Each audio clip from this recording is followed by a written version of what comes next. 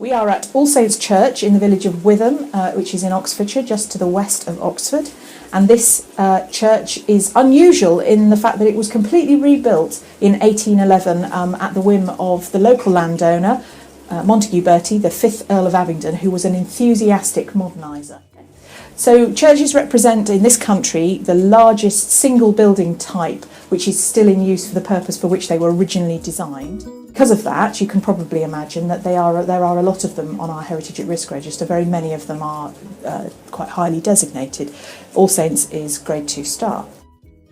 We are very lucky that we work in partnership with the Heritage Lottery Fund and their Grants for Places of Worship scheme to enable local congregations to carry out repairs and keep these important historic buildings in good order.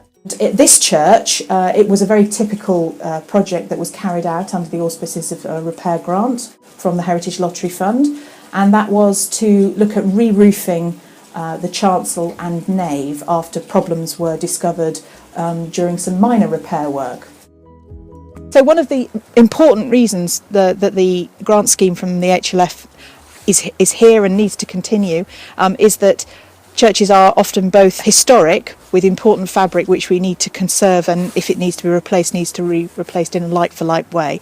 But they also have quite challenging structures which are difficult to access for that kind of repair work. And the tower here at All Saints is a case in point. They have only done a small amount of work in terms of repointing and replacement of stonework, but you can probably imagine, if you can see at the top of the tower on the string course where some sections of stonework have been replaced, how difficult that is for a craftsperson to get to, a stonemason to get to renew, and how much scaffolding might be required. And that kind of scaffolding is often a significant proportion of repair costs, which parishes can just not afford to find themselves.